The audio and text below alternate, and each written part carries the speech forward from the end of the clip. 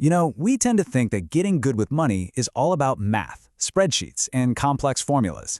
But what if the real key isn't how smart you are, but how you act?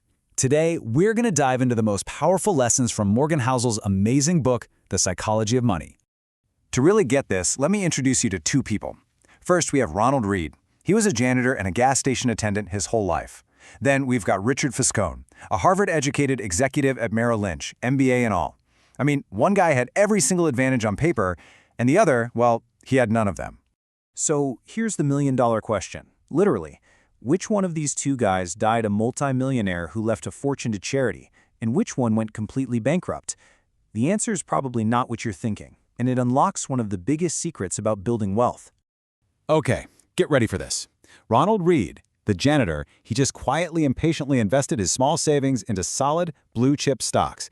And over decades, that small pot of money compounded into more than $8 million. The executive, Richard Fiscone, he got caught up in a web of debt and greed. And when the 2008 financial crisis hit, he lost absolutely everything. And that brings us to our very first principle. It's your behavior that matters, not the size of your brain. Morgan Housel just puts it perfectly here. Financial success is a soft skill. It's not about what you know, it's about how you behave. Ronald Reed wasn't some Wall Street genius. He was just patient. He was consistent. Fiscone, on the other hand, was brilliant, but his behavior, his actions, led straight to ruin. The janitor beat the executive because his behavior was better. Simple as that.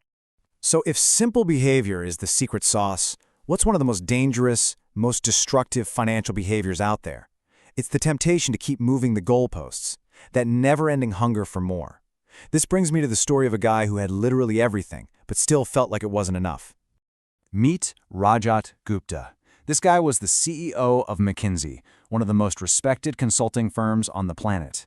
By 2008, his net worth was a staggering $100 million. Let's put that in perspective, okay? That kind of money could have earned him almost $600 an hour around the clock without him doing a single thing. He had already won the game. But $100 million wasn't enough. He wanted to be a billionaire, and for that, he risked his reputation, his freedom, everything he had ever built. He was convicted of insider trading and ended up in prison. He had more money than he could ever spend, but that need for more just completely destroyed him. There's this incredible story about the author Joseph Heller that just nails this point. Being able to look at what you have and say, you know what, this is enough. That isn't about quitting. It's about protecting yourself from making a mistake you can never take back, the kind of life-shattering regret that people like Rajat Gupta have to live with. Now, getting wealthy and staying wealthy are two totally different skills. Getting rich often means you have to take risks. You have to be optimistic. But staying rich, that's a different game. It requires a bit of paranoia and, more than anything, the ability to just survive. This brings us to our third big idea. We all know Warren Buffett is one of the richest people ever. His net worth is just mind-boggling. But where did the vast majority of that wealth actually come from? The answer is hiding in this number. Yep, you are reading that correctly. Over 96% of Buffett's entire net worth was earned after he was old enough to collect Social Security. His secret isn't just that he's a genius investor. His real superpower is time. The guy has been investing consistently for over 75 years.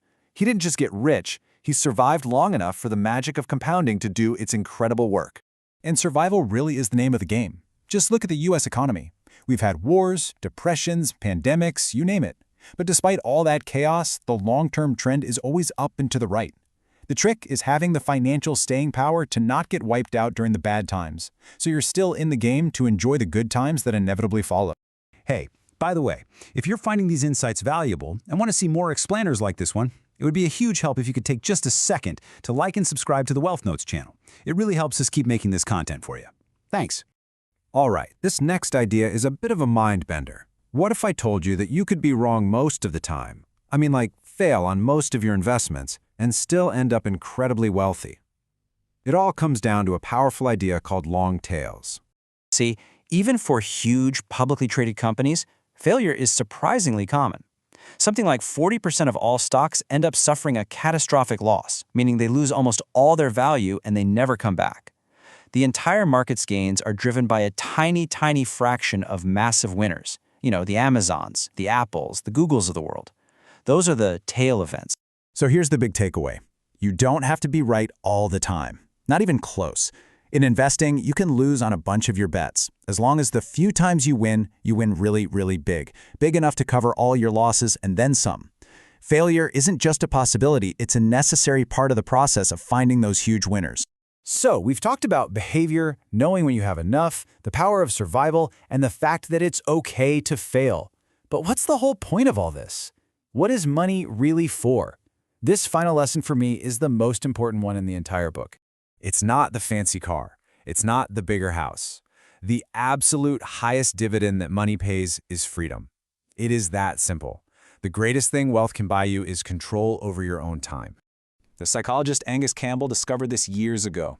He found that having a strong sense of control over your life is a better predictor of happiness than your salary, the size of your house, or anything else.